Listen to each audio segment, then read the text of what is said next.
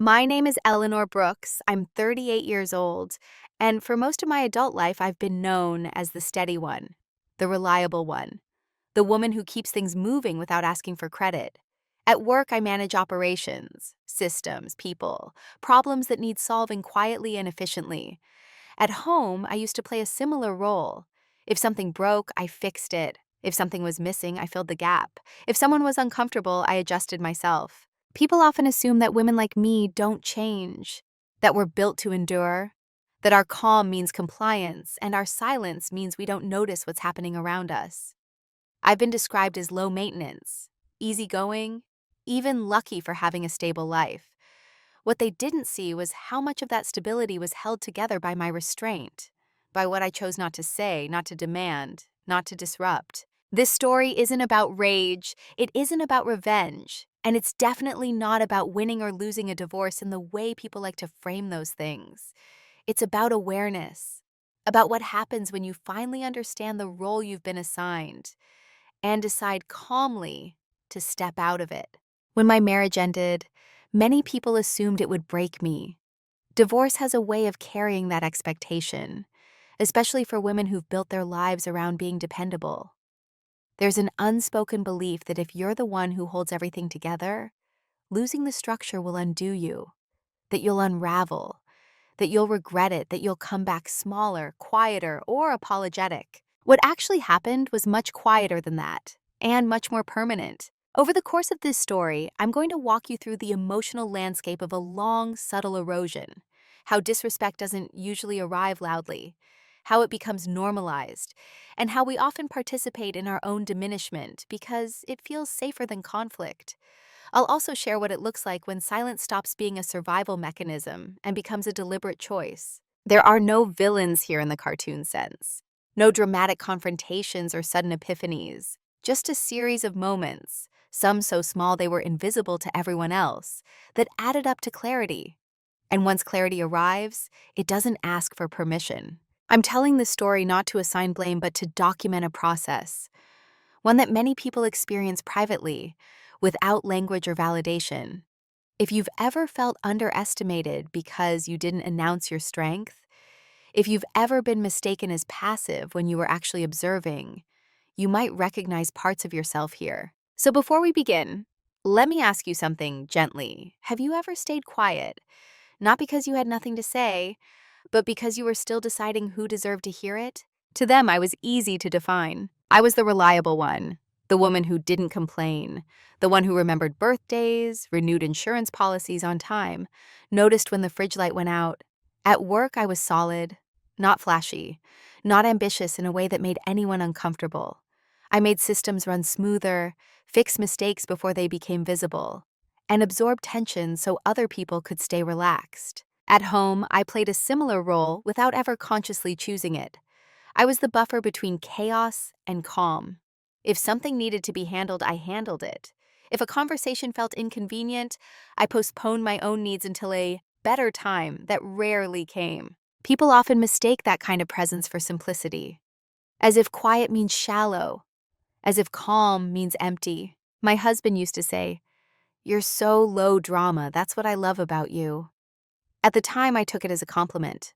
I didn't realize it was also a boundary, one that confined me to being agreeable, predictable, and emotionally undemanding. I was valued for how little I asked for, not for who I was when I spoke fully. To his family, I was polite, capable, slightly invisible. I blended into gatherings the way background music does, pleasant, unnoticed, unless it stops. No one worried about me because I never appeared to need anything. And over time, that became the expectation. At work, leadership leaned on me heavily, but rarely highlighted my contributions. I was trusted with responsibility, not authority. With execution, not recognition. When things went well, the success belonged to the team. When something faltered, I quietly stayed late to fix it. I didn't resent this at first. I believed competence would speak for itself. It didn't. What's difficult to explain is that invisibility doesn't arrive all at once. It accumulates. It forms when people learn that you won't interrupt them, that you won't correct them publicly, that you'll smooth over discomfort rather than expose it. I wasn't ignored because I was weak. I was ignored because I was safe. Safe to overlook. Safe to rely on without acknowledgement. Safe to assume I'd always be there, functioning, accommodating, unchanged. Even my closest friends described me as steady. They came to me during crises. They vented, they borrowed my clarity when theirs was clouded. But few ever asked how I was really doing. I had become the container, not the content. And I participated in this, that part matters. I learned early that being agreeable made life easier, that being observant without reacting gave me control, that if I stayed calm, things wouldn't escalate. Over time, this became my identity, not just how others saw me, but how I saw myself. I told myself stories to justify it, that I was mature, that I was emotionally intelligent, that I didn't need validation, that peace mattered more than being seen. But beneath those explanations was a quieter truth. I didn't want to be perceived as difficult. I didn't want to risk being misunderstood. And somewhere along the way, I accepted a version of myself that was smaller than the one I actually was. No one explicitly told me to stay in the background. They didn't have to. My consistency trained them. My silence reassured them. My reliability made me invisible. If you had asked anyone back then who Eleanor was, they would have said kind things, competent, supportive, calm. But none of those words captured my inner life. None of them reflected the depth of my attention, the way I noticed patterns, remembered inconsistencies, stored moments without reacting to them. I was listening when people thought I wasn't, watching when they assumed I wasn't affected, learning when they believed I had already accepted my place. And the truth is, for a long time, I had. I didn't feel angry yet.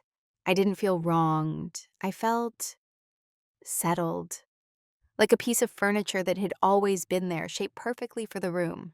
Never questioned. That was who I was to them. Useful, quiet, dependable, invisible. The first small cut didn't look like betrayal. That's important to say. Because if it had been obvious, if it had been loud or cruel, I would have noticed it immediately. I would have reacted. I would have named it. But this wasn't that kind of moment. It was quiet, almost reasonable. The kind of thing people dismiss with a shrug. It happened on an ordinary evening. No argument, no raised voices, just a conversation that drifted slightly off course and never quite came back. We were sitting at the kitchen table, paperwork spread between us. I had spent weeks reorganizing our finances, consolidating accounts, tracking spending, planning for a future we said we wanted together. I remember feeling calm, even proud, not because I needed praise, but because it felt like contribution, like partnership. I pointed out a discrepancy, a pattern I'd noticed. Money leaving an account we had agreed to keep untouched. Not an accusation, just an observation. He didn't look at the numbers. He smiled lightly and said, "You're overthinking it. It's not a big deal." That was it. No explanation, no curiosity, no pause to consider that I might be seeing something he wasn't. Just a gentle dismissal, delivered so casually it almost sounded kind. The conversation moved on. He started talking about his day. I nodded. I listened. I let it go. On the surface, nothing happened. No argument, no tension. If you had been there, you would have missed it completely. But something registered in me. Not anger, not even hurt. Just a small internal note. A sense that something I had brought forward carefully had been waved away without being engaged. I told myself it didn't matter, that couples do this all the time, that not every observation needs discussion. I told myself I was being analytical, maybe too precise, that emotional intelligence meant choosing which hills to die on, so I filed the moment away. What I didn't realize then was that this was the beginning of a pattern, not in his behavior, but in mine. The beginning of me noticing something, feeling the edge of it, and then choosing silence over friction. The cut wasn't what he said. The cut was how quickly I accepted it. After that, similar moments appeared, scattered and subtle. I'd suggest a change in plans and be told, "Let's not make this complicated." I'd express discomfort about a comment someone made and hear, "You're reading too much into it." Each time, the tone was mild, reasonable, calm, and each time I adjusted. I became more careful with how I phrased things, more selective about what I brought up. I learned to present observations as questions, concerns as hypotheticals. I softened everything before it left my mouth, just in case. No one noticed this shift except me. Friends wouldn't have called it disrespect. They would have said we were low conflict, that we communicated well. And from the outside, it probably looked that way. We didn't fight, we didn't shout, we didn't threaten or storm out. But conflict avoidance can look like harmony when you don't know who's doing the avoiding. What stayed with me from that first moment wasn't the content of what was dismissed. It was the realization that my attention, my analysis, my care could be invalidated without consequence, that nothing happened when my perspective was minimized. And because nothing happened, it felt safer to stay quiet the next time. That's how these things work. They don't teach you that your voice doesn't matter. They teach you that using it costs more than withholding it. I didn't feel smaller yet. I didn't feel resentful. I felt practical, efficient, like I was optimizing for peace. But somewhere beneath that logic, a different process had begun. I started remembering, not in a dramatic way, not keeping score, just noticing where the conversation stopped being mutual and started being directional, where decisions subtly tilted away from discussion and toward assumption. Everyone else forgot those moments almost immediately. I didn't. I didn't know why yet. I just knew they stayed with me, like fine lines you only see in certain light. And that was the first small cut. Unacknowledged, unremarkable, but precise. Normalization doesn't announce itself. It arrives quietly, disguised as maturity, as flexibility, as being the bigger person. And once it settles in, it becomes difficult to distinguish from peace. By the time I noticed something was wrong, I had already learned how to explain it away.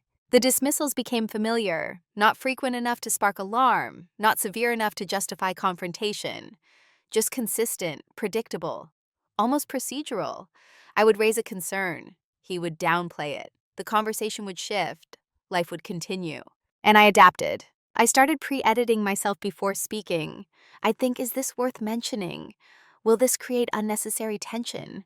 Am I being too sensitive? Those questions became automatic, like background software running quietly in my mind. What I didn't ask was whether the same internal negotiation was happening on his side. It wasn't. I began to notice that when he spoke, his statements landed as conclusions. When I spoke, mine were treated as drafts, open to revision, optional. At social gatherings, this dynamic sharpened. He'd make a decision, where we were going next, how long we'd stay, without looking at me.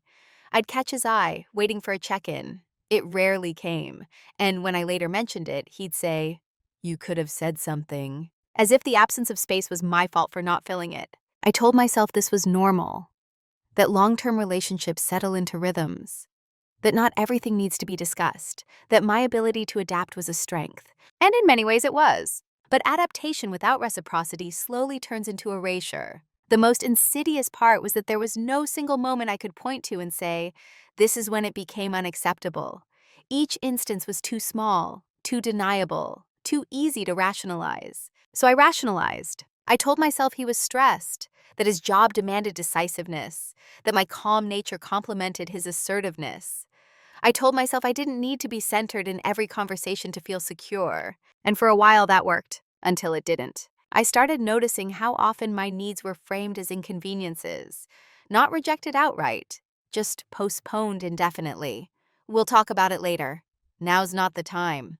Let's not make this heavy. Later never came. What did come was a subtle recalibration of my expectations.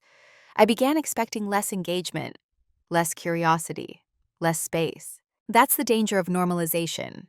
It doesn't just change how others treat you, it changes what you believe you're entitled to. I didn't feel angry yet. I felt tired. Tired of choosing my words carefully. Tired of translating myself into something more digestible. Tired of wondering whether I was asking for too much when I was really asking for mutuality. Still, I stayed quiet, because silence had become familiar. It felt controlled, safe, and because I was good at it. I had always been observant. I noticed patterns in data, in systems, in people. Now that skill turned inward. I watched the rhythm of our interactions the way you might watch a tide, pulling back, advancing, shaping the shoreline without ever announcing itself. I noticed that when I stopped offering input, decisions didn't slow down. They simply proceeded without me. I noticed that when I expressed enthusiasm about something that mattered to me, it was often met with polite neutrality. But when his interests came up, the room shifted, attention sharpened, plans were made. I noticed that apologies, when they came, were vague. "I'm sorry you felt that way. I didn't mean it like that." Apologies that closed the conversation instead of opening it. And still, I told myself this was manageable, that every relationship has imbalances, that my role was to be steady, not demanding. But steadiness without acknowledgement becomes a burden. The turning point wasn't a fight, it was a realization. One evening, alone in the living room, I tried to recall the last time I had changed my mind because of something he said. I could think of many times I had adjusted because of him. I struggled to find the reverse. That imbalance had been normalized so thoroughly that it took effort to even see it. I wasn't being mistreated in a way that would alarm anyone. There were no raised voices, no insults, no ultimatums, just a steady, quiet narrowing of space. And the most unsettling part was this: I had helped make it normal, not because I was weak, but because I was patient. And patience, when it isn't met with respect, slowly turns into self-erasure. I didn't know what I was going to do yet, but for the first time I stopped telling myself nothing was wrong. Once you see the role, you can't unsee it. It didn't arrive as a label or a declaration. No one sat me down and explained my place. The role was shaped slowly, reinforced by repetition, and solidified by my willingness to perform it well. I was the stabilizer, the one who absorbed friction so others didn't have to. The one who remembered details, smoothed transitions, anticipated needs before they were voiced. At work, this made me indispensable. At home, it made me predictable. Predictability is comforting to everyone except the person being predicted. In our marriage, my role was to make life easier, not richer, not deeper, easier. I handled logistics, emotional labor, long-term thinking. He handled direction, momentum, final decisions. This wasn't something we explicitly agreed on. It simply became the default. And defaults are powerful because they don't feel chosen, they feel natural. When friends described our dynamic, they used words like balanced and complementary. And on paper, it probably was. We didn't clash, we didn't compete.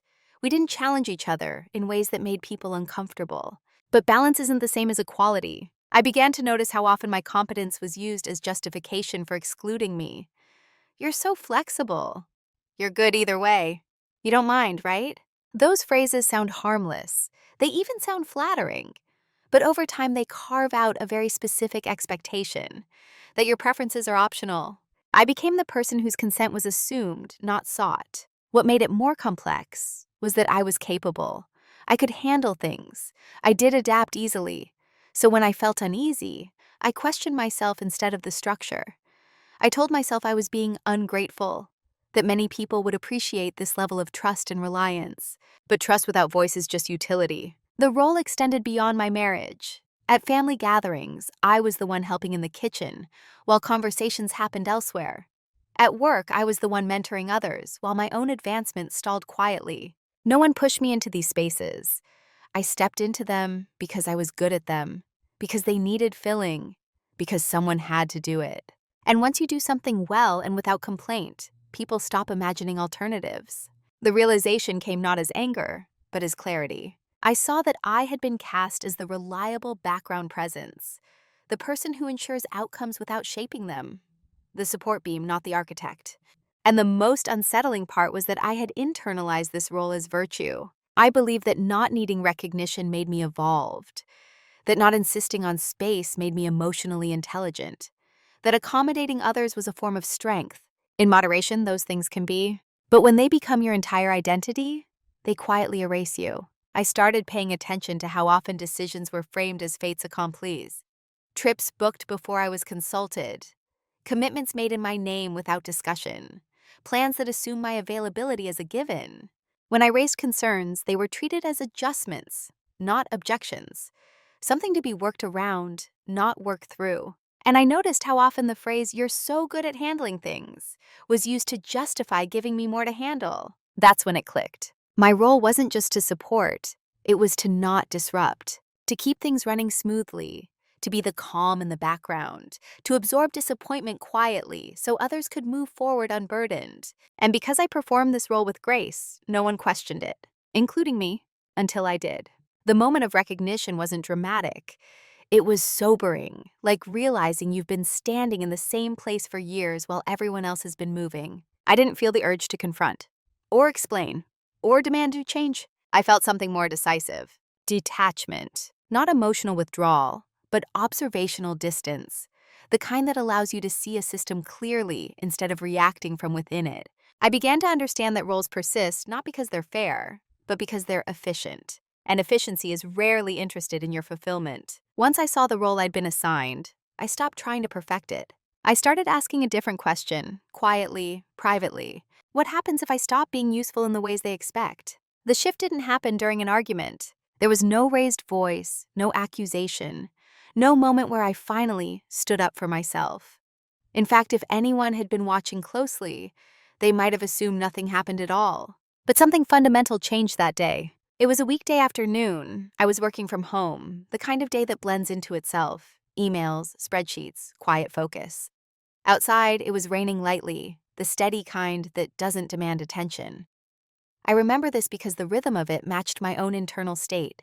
Contained, unremarkable, controlled. My husband came home earlier than expected. He was frustrated. Something at work hadn't gone his way. He spoke while moving through the room, not really addressing me so much as unloading into the space.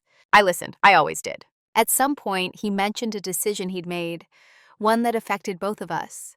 A financial commitment. Not catastrophic, but significant. One that I would have approached differently, one that I would have wanted to discuss. He said it casually, almost as an aside. I waited for the pause where input usually goes. It didn't come. He kept talking, already mentally past it, already certain. And in that moment, something in me went very still. I didn't feel angry. I didn't feel surprised. What I felt was recognition. A clean, quiet understanding that this wasn't an oversight. It was the system functioning exactly as designed. This was the role playing out in real time. I asked one question, calmly, not to challenge, but to confirm. Did you consider running that by me first? He sighed, not heavily, just enough to register inconvenience. I knew you'd be fine with it, he said. You always are. That sentence landed differently than any before it. Not because it was cruel, but because it was accurate. He wasn't dismissing me. He was relying on a version of me I had consistently provided. And for the first time, I didn't want to correct him. I didn't explain why it mattered. I didn't argue. I didn't express hurt. I simply nodded. And something in that nod closed. I realized then that my silence hadn't been misunderstood.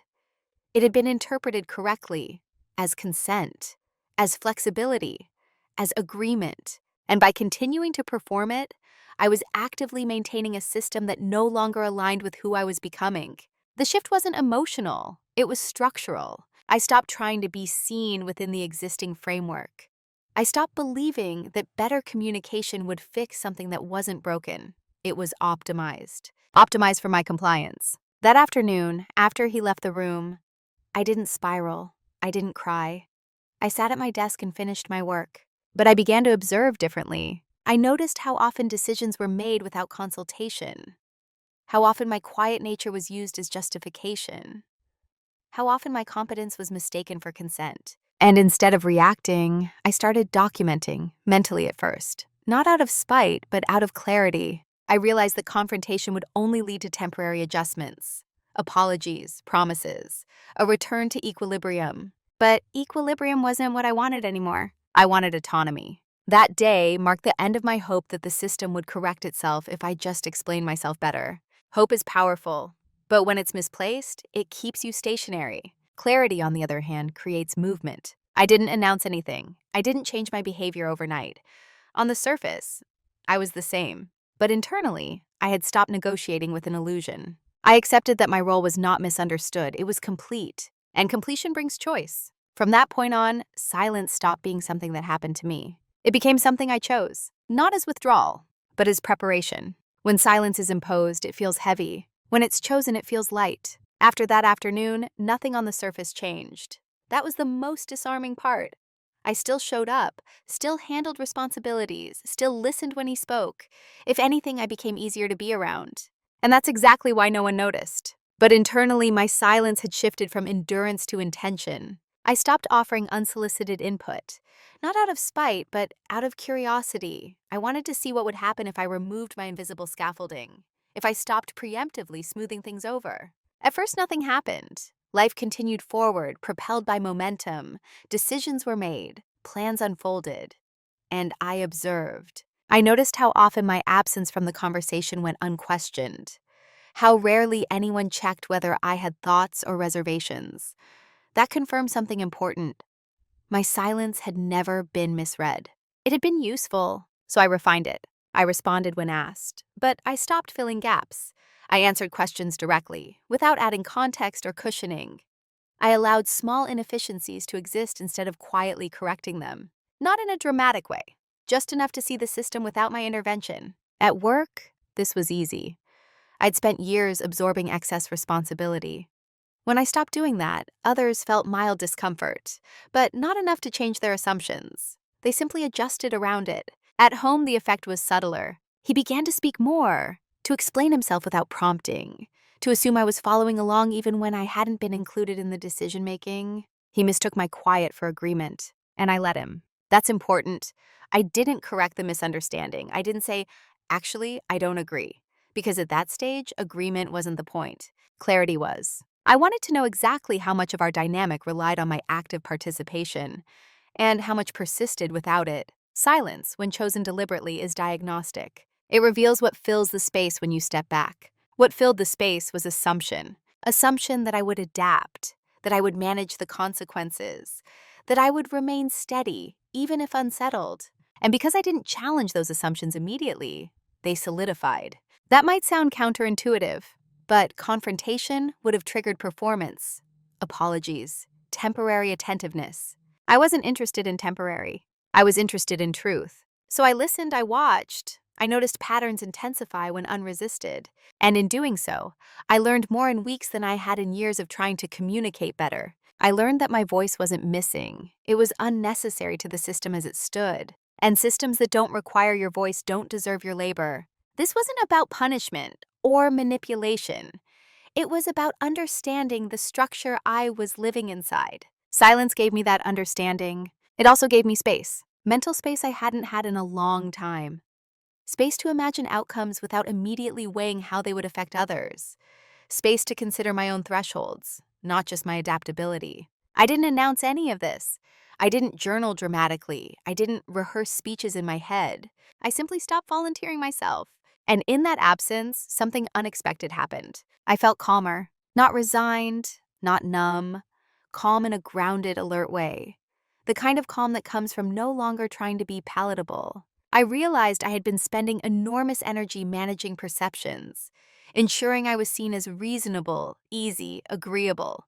Once I stopped doing that, I had more attention to direct elsewhere, toward planning, toward understanding my options, toward preparing for outcomes that no longer required consensus. Silence wasn't my shield anymore. It was my vantage point. And from that vantage point, I began to see what no one else noticed. When people assume you're passive, they stop watching you closely. That's the advantage of being underestimated. It creates blind spots. And blind spots, when combined with time and attention, become openings. No one noticed when my questions changed. I still asked them, but they were quieter now, more specific, less emotional.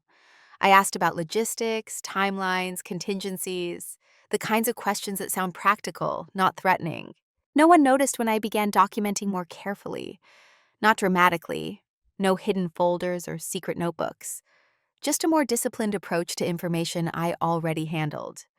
Financial statements, shared obligations, patterns of decision-making. This wasn't preparation for revenge, it was preparation for autonomy. I wanted to understand the full structure of my life, not just emotionally, but legally and financially.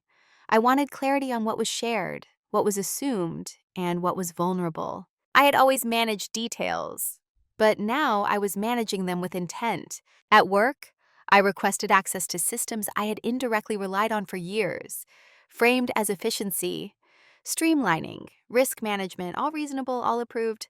At home, I took over nothing new. I simply stopped compensating when things were unclear. If a bill was late because it hadn't been discussed, I let it be late. Not to cause harm, but to reveal dependencies. The system creaked, mildly, quietly. But still, he expressed frustration once or twice. Nothing pointed. Just comments about things slipping through the cracks. I listened, I nodded. The cracks had always been there. I had just been filling them silently. What they never noticed was how quickly I learned when I wasn't busy cushioning outcomes. How much mental bandwidth I regained. I read more. Not self-help, not relationship advice. I read about contracts, about shared assets, about how decisions made unilaterally were treated when things dissolved. I learned the difference between access and ownership, between assumption and documentation. Knowledge changes your posture. I didn't act differently, but I stood differently. Internally. At gatherings, I observed dynamics with new detachment. I noticed who spoke freely, who was interrupted, whose opinions were treated as default.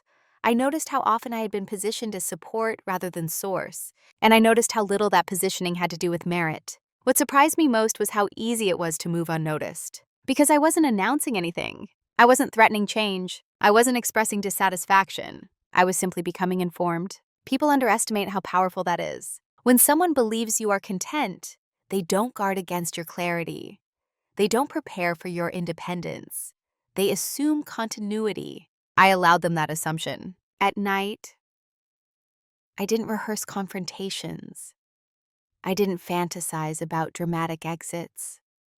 I ran scenarios calmly. If this continued, what would my options be? If it ended, what would I need in place? These weren't emotional questions. They were structural. And structure was something I understood deeply. I also began to notice something else, something more personal. The emotional weight I had been carrying wasn't grief. It was friction, the constant microadjustments, the effort of translating myself into something manageable. As that effort decreased, I felt lighter. Not happier exactly, clearer. Clarity is often mistaken for coldness by those who benefit from your confusion.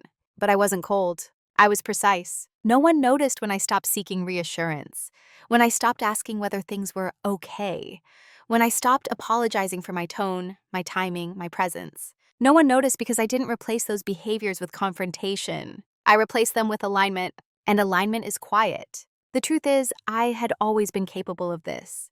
I had always been observant, methodical, disciplined. The only difference now was that I was applying those skills to myself, to my future, to the version of my life that didn't require me to disappear for others to be comfortable. They never noticed the preparation. They never noticed the recalibration. They never noticed that while they assumed stability, I was quietly positioning myself for something else entirely. Not escape, choice. And once you have choice, everything changes, even if nothing has been said yet. The reveal didn't come with adrenaline. There was no surge of triumph, no moment where I felt clever or vindicated. What I felt instead was stillness, the kind that settles in when a question you've been circling finally answers itself. It happened on a quiet Sunday morning. I was alone, the house unusually silent. I had spread documents across the dining table, not in a panic, not even with urgency, just methodically. I wasn't looking for something specific. I was verifying. Over the previous weeks, I had been reviewing our financial structure more carefully than ever before. Not just balances, but authority. Not just accounts, but patterns of decision-making. Who initiated? Who approved? Who assumed? That's when I saw it. Not a secret. Not a betrayal in the dramatic sense, but a structural imbalance that had been hiding in plain sight. Several major financial decisions had been made unilaterally, not illegally, not deceptively, but without the mutual consent we had both verbally agreed to over the years. Commitments that tied me to obligations I hadn't approved. Obligations that would matter deeply if things ever unraveled. I sat with that realization longer than I expected. Because what I discovered wasn't leverage in the manipulative sense. It was clarity about responsibility. If things ended, I would not be starting from nothing. I was not as exposed as I had assumed. In some areas, I had more standing than I realized. In others, less. The picture wasn't flattering to either of us. It was simply accurate. And accuracy has a way of draining emotion from the room. I didn't feel relieved. I felt grounded. For years, I had been operating under a vague sense of vulnerability, an unspoken belief that leaving would mean loss, instability, regret. That belief had kept me negotiating, accommodating, adjusting. Now that belief dissolved, not replaced by certainty, but by information. And information changes the emotional calculus. The reveal wasn't about winning. It was about understanding the real costs of staying versus leaving, understanding what was assumed to be shared and what was actually documented. I realized that much of my hesitation had been rooted in imagined consequences, not actual ones. That realization was sobering. I didn't confront him. I didn't ask questions. I didn't hint that I knew anything new. Because nothing had happened yet. What I had gained wasn't a weapon. It was a map of how things truly functioned beneath the narrative of partnership we both believed in, or said we did. I also realized something more uncomfortable. The imbalance I uncovered wasn't just financial. It mirrored the emotional structure of our marriage. Decisions made with confidence on one side, adaptation expected on the other.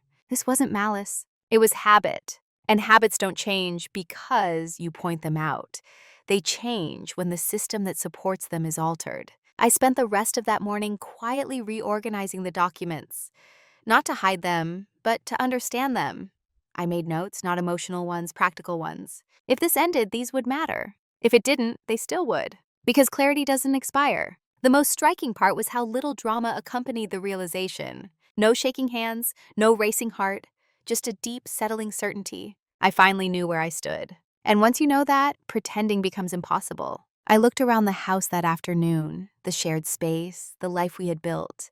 And for the first time, I didn't feel anchored to it by fear or obligation. I felt capable of choosing. That's what the private reveal gave me. Not power over him, power over myself. And that kind of power doesn't announce itself. It waits. Because the next step isn't about discovery. It's about decision. People imagine decision points as dramatic crossroads. They picture sleepless nights, emotional ultimatums, moments where everything hangs in the balance. But the most consequential decisions often arrive quietly, after the noise has already settled. By the time I reached mine, the emotional chaos people expect had already passed. What remained was assessment. I didn't ask myself, do I still love him? That question felt too vague, too sentimental to be useful.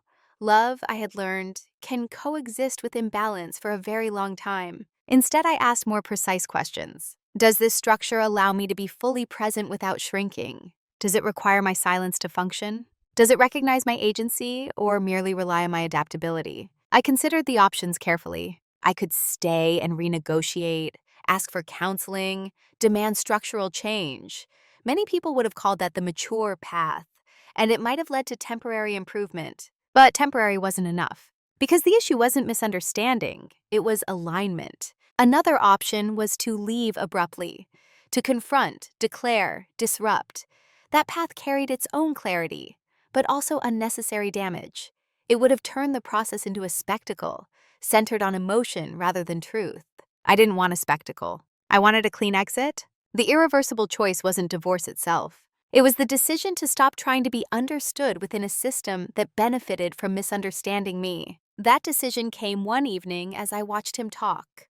Animated, confident, certain of his footing. He wasn't cruel. He wasn't malicious. He was simply comfortable. Comfort built on my flexibility. And I realized something with startling calm. If I stayed, I would eventually become someone I didn't respect. Not because he demanded it, but because the structure rewarded my disappearance. Leaving wasn't about punishment. It was about preservation. So I made the decision quietly. Not to announce anything yet, not to confront, just to commit internally to an outcome that didn't require his agreement. Once that commitment was made, everything else felt procedural. I didn't feel fear. I felt resolve. Resolve doesn't rush. It doesn't explain itself. It doesn't seek validation. It moves. I began to align my actions with that decision. Subtly, legally, ethically. No secrecy beyond what was necessary.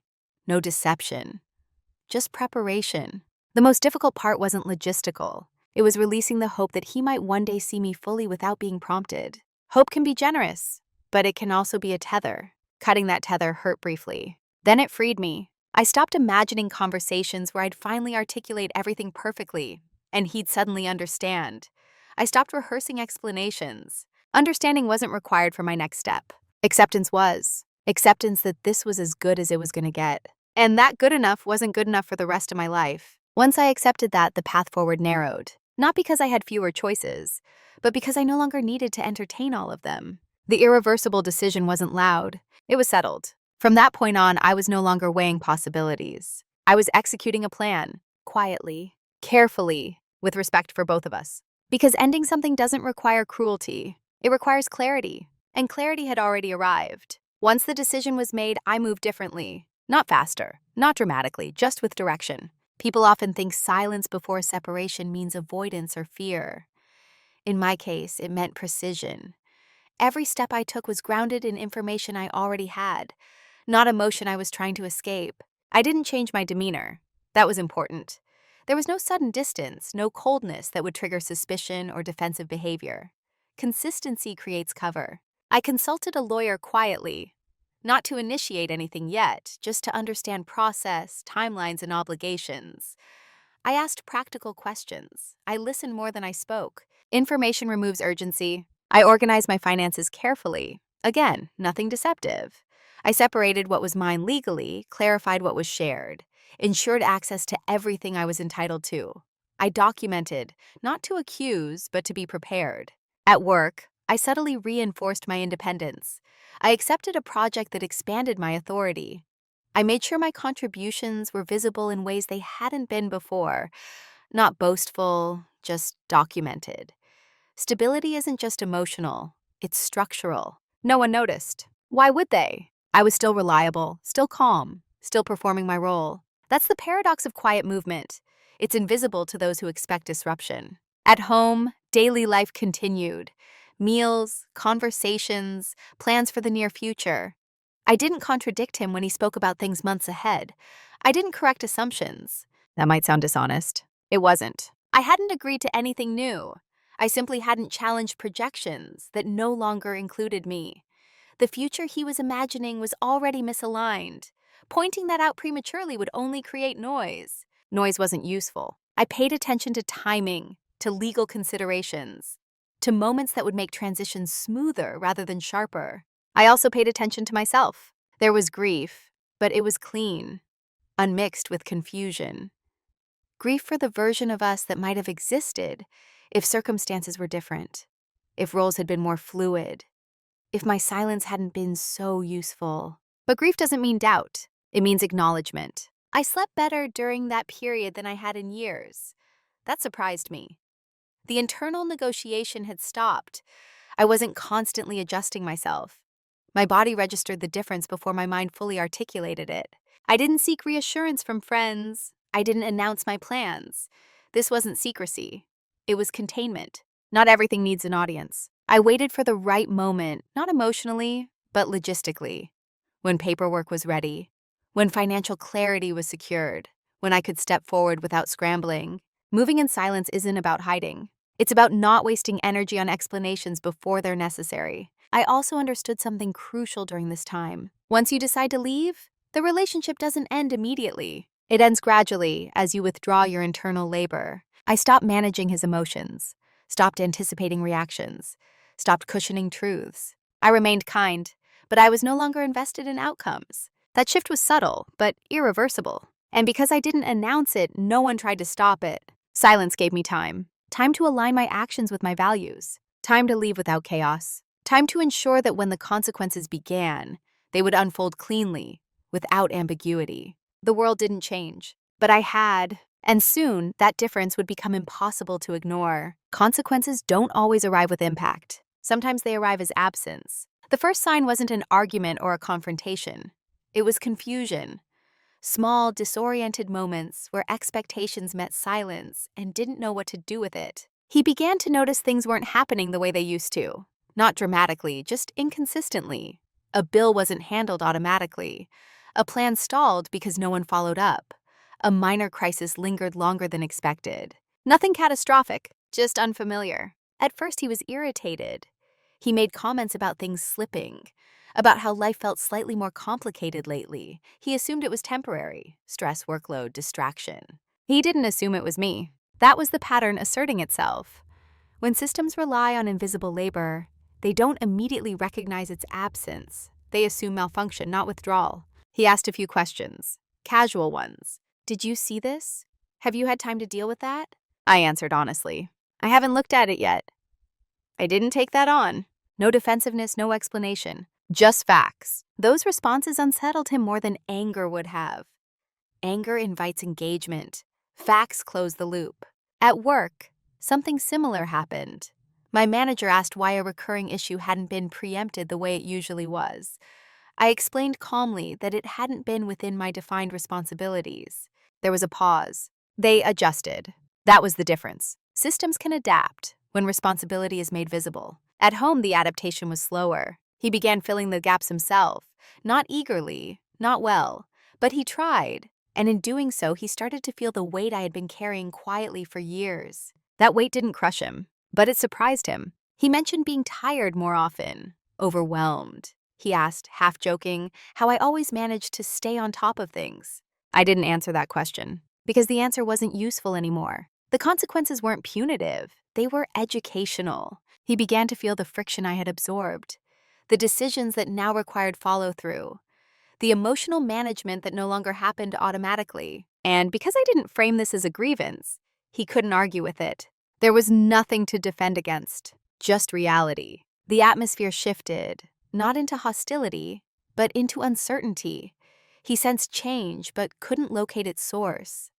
That's deeply unsettling for people accustomed to stability they don't maintain themselves. He asked once, carefully, "Is something wrong?" I considered my response. "No," I said, and it was true. Nothing was wrong. Something was ending. He didn't know how to respond to that, because endings, when they don't come with conflict, offer no foothold for repair. He began offering help more frequently, suggestions, small gestures. They came from confusion, not understanding. And confusion isn't enough to rebuild a structure. I watched this with detachment, not cruelty. I felt no satisfaction, just confirmation. The consequences of invisibility aren't explosive. They're disorienting. When the person who quietly maintained equilibrium steps back, the system doesn't collapse. It wobbles. And wobble creates awareness. He was becoming aware of his dependence without understanding its depth, of the imbalance without language for it. By the time he sensed that something fundamental had shifted, it was already too late to negotiate from the old terms. Because I wasn't negotiating anymore. I wasn't withdrawing to be noticed. I was withdrawing because I had already decided. And the consequences had begun, not as punishment, but as exposure. Exposure of what had always been there. Just unseen. Panic doesn't always look like panic. Sometimes it looks like sudden attentiveness, like questions asked too late, like effort that arrives after the structure has already shifted. By the time he realized something was truly wrong, the imbalance was no longer invisible. He began checking in more often, asking my opinion, noticing my absence in decisions that used to move forward automatically. There was a new carefulness in his tone, as if he were testing the ground beneath us. "Did I miss something?" he asked one. I looked at him and saw genuine confusion, not guilt, not defensiveness, confusion. And that was the moment I knew it couldn't be fixed. Because repair requires shared awareness, not just discomfort, but understanding. What he was feeling wasn't recognition of my experience. It was anxiety about instability, about losing something that had made his life easier. The attention he offered now wasn't curiosity about me. It was fear of disruption. He started doing things I had once quietly hoped for, asking before deciding, offering help without being prompted, even suggesting we talk more. If this had happened years earlier, it might have mattered. But timing is everything. What people don't realize is that when someone goes quiet for a long time, they don't do it out of indifference. They do it out of patience. And patience has a limit. By the time patience expires, the emotional labor required to re-engage is greater than the labor required to leave. I listened to his attempts without resistance, without encouragement. I didn't reject them, but I didn't invest in them either. Because effort offered in panic is not the same as effort offered in partnership. He sensed my distance and tried to close it with logic, with reassurance, with promises that things could be different. But different wasn't specific enough. And specificity, at that stage, would have required him to see the full pattern, not just its consequences. He couldn't, not because he was incapable, but because the system had worked for him. People rarely interrogate structures that reward them. I didn't argue. I didn't present a list of grievances. I didn't recount years of moments he had forgotten. That kind of accounting would have been performative, exhausting, and unnecessary. I knew something he didn't. That once you stop needing someone to understand you, you're already gone. The urgency in his voice grew. The gestures became more frequent. He suggested counseling, adjustments, new routines. All of it came from a place of wanting to preserve what we had. I no longer wanted that. Not because it was terrible, but because it required me to return to a role I had outgrown. Fixing it would have meant stepping back into the stabilizer position, explaining, translating, managing emotions, guiding him through my interior world. I wasn't willing to do that anymore. Not out of bitterness, out of self-respect. There's a moment in every ending where one person realizes change is necessary, and the other realizes it's inevitable. We were standing on opposite sides of that moment. He wanted to restore balance. I wanted to redefine it. Those are not compatible goals. The tragedy wasn't that he tried too late. It was that he didn't know he had been late for a long time. And I didn't blame him for that. I blamed the structure, and I refused to keep living inside it. So when he asked carefully if we could work on things, I didn't say no immediately. I paused, and in that pause I felt nothing pull me back. No fear, no guilt, no doubt. Just clarity. And clarity doesn't negotiate. By the time he understood that something irreversible had occurred, there was nothing left to fix. Not because I was unwilling, but because I was already free. The conversation happened on a quiet evening. No raised voices, no dramatic buildup. Just the two of us sitting across from each other. The space between us calm and unmistakably final. I didn't rehearse what I was going to say. I didn't need to. By then, everything unnecessary had already fallen away. He started the conversation cautiously. He said he felt distance, that something had changed, that he didn't know when or how, but he could feel it. I listened. When he finished, I spoke carefully, not to protect his feelings, but to remain accurate. I told him I was leaving. Not immediately, not impulsively, but intentionally. I explained that this wasn't a reaction to a single event, that there was no argument he could point to, no moment he could fix. I didn't list grievances. I didn't recount years of small cuts. I didn't bring receipts. That would have turned the conversation into a debate. This wasn't a debate. I told him that over time, I had realized I was living in a role that required me to be smaller than I actually was, that I had adapted so well to that role that it had become invisible to both of us. I said I didn't blame him, and I meant it. Blame implies intention. What happened between us was structural, not malicious. He asked if there was someone else. There wasn't. He asked if I was unhappy. I paused before answering. I'm clear, I said. That answer unsettled him more than any accusation could have. He tried to understand. He asked questions, not defensive ones, searching ones. He wanted something solid to hold on to. A mistake, a turning point, a chance to respond. There wasn't one. I told him that the absence of conflict wasn't proof of health, that silence can mean many things, that in my case it had become a signal of departure.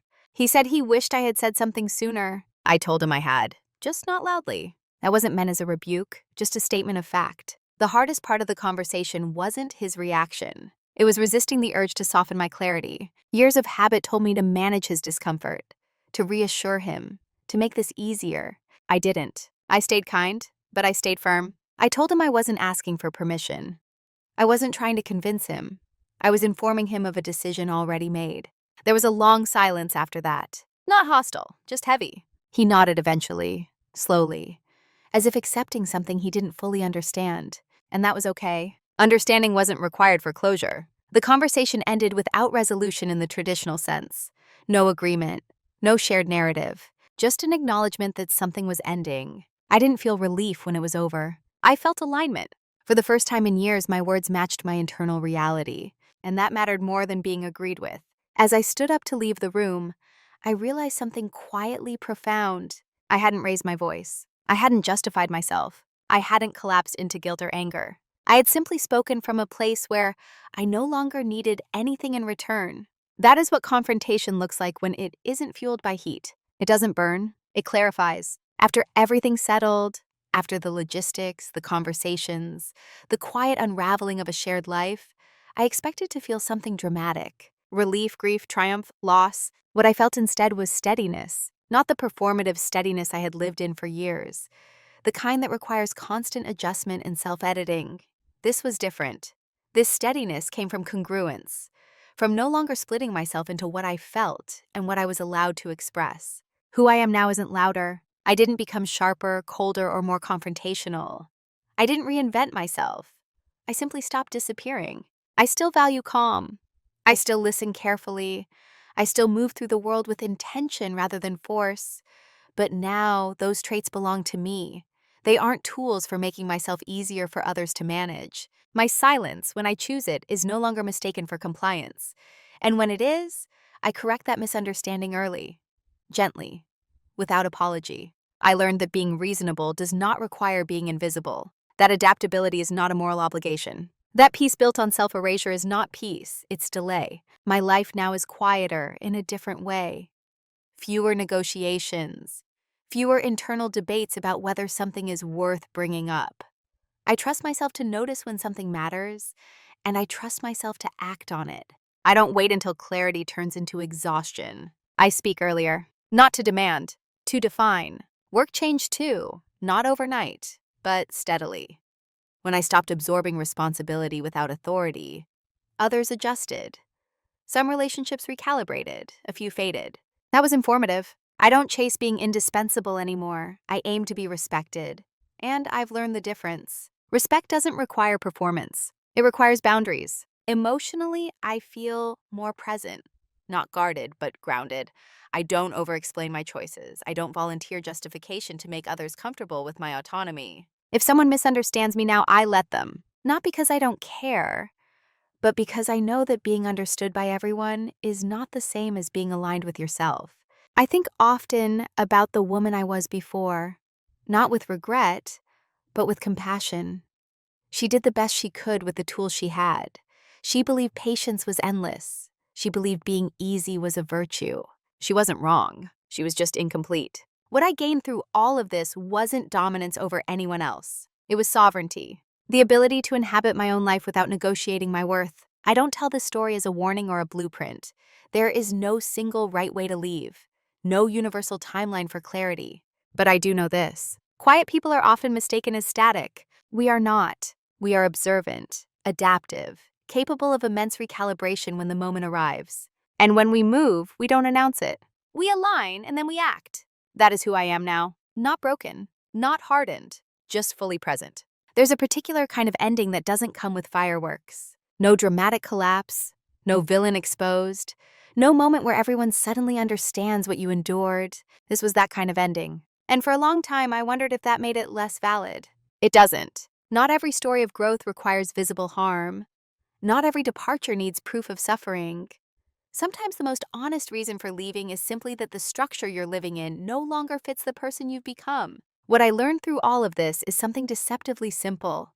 Silence is not emptiness. Silence can be observation, preparation, assessment. It can be a space where clarity forms long before words ever appear. People often say, "Why didn't you say something sooner?" But the real question is, why was silence so convenient for everyone else? We live in a world that praises calm, agreeable people, especially women, until that calm stops being useful, until it stops absorbing friction, until it stops smoothing over discomfort.